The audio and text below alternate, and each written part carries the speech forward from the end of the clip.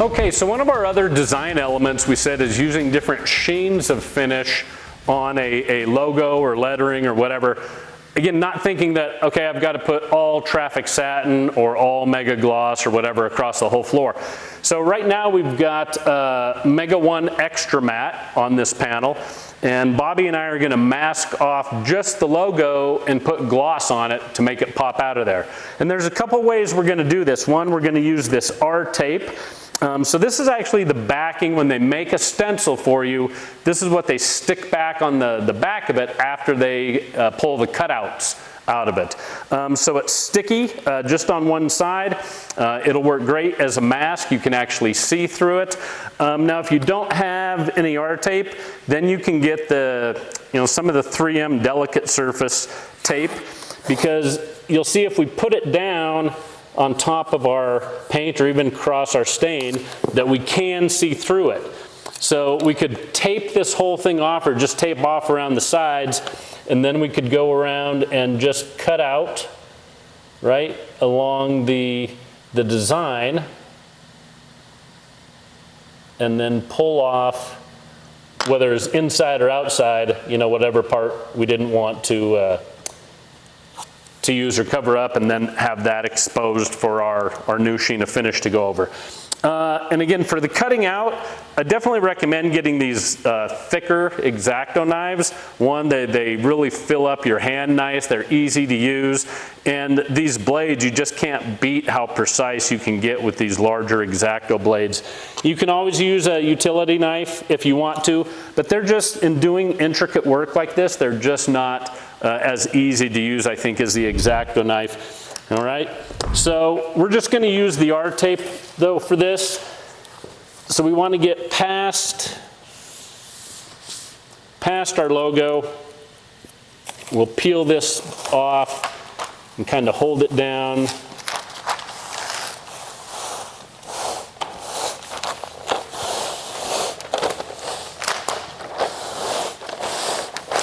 So obviously we're rolling down the side right now that's not sticky, just so we can get our measurement and kind of see where we want for coverage. And then when you're ready to cut it, because we're always going to be cutting on the floor, that's where it's nice to have one of these big yardsticks, and you can slide it underneath, and then to make your cut, just cut on the back of that. So now I'm not cutting against the floor, but I can still use more than enough pressure to make a nice, clean, precise cut. And then just like we've done before with when we were putting a stencil down, we want to be careful. Pick this up. And again, this stuff is really super sticky on the back, so pull yours up just a little more, hold it up. Yeah, so I can stick this down.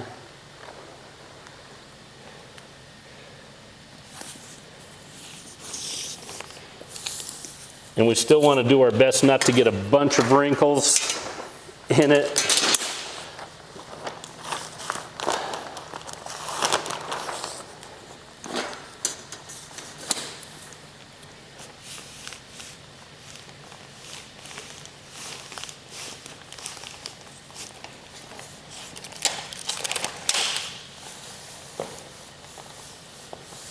So just like putting down our stencil, we can run this up there to try to keep everything as flat as possible.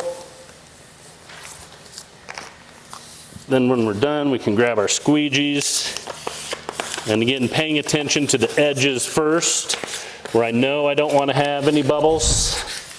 So when you're making your cuts, it's kind of like driving a car. You don't want to look exactly where you're at. You kind of want to look ahead of yourself where you're going to end up, and it'll just naturally draw the blade to that area.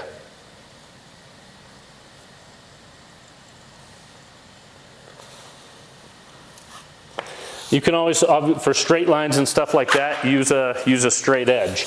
And go slow, right? Don't feel that you've got to speed through this thing. Sometimes you got to take a look back or pick your hand up just because the lighting isn't right, or the way it's shining underneath there. You might not be able to see where you're at. So just go slow. Now before we put finish on, if it had been, you know, too many days in between when we put the last coat of finish on, especially the water base, wouldn't probably use oil on something like this. We may want to go back, take a maroon pad, just abrade this to get some fresh abrasion. You know, damp tack it, then dry tack it to make sure it's just clean. We got no dust particles on there. But it's only been a day since we put this last coat of finish on. So again, one of the positives here is we don't have to abrade for adhesion, only for smoothness in this case. So we're just going to go ahead and put our couple coats of gloss on right over the top of this.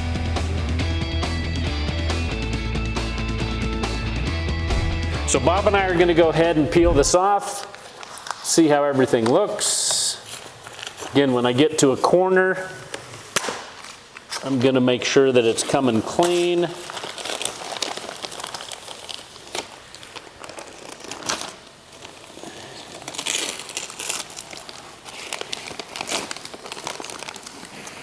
And just like when we're putting on stain or paint or anything else, you can get some runs. So we had some wrinkles here. I've got some runs. So I'm going to have to go back, take my scraper or a piece of a light sandpaper, sand those down smooth, and then take some extra matte finish, you know, and brush those in to make that repair. But overall, this gives you a good idea of having an extra matte finish on the bulk of your floor, just putting gloss on your logo or your artwork, whatever design you have out there, and how that's going to pop it off the floor. You could also do the reverse, have a gloss or something a little shinier on the floor, put an extra matte or something on your piece of artwork or your design, and go from there.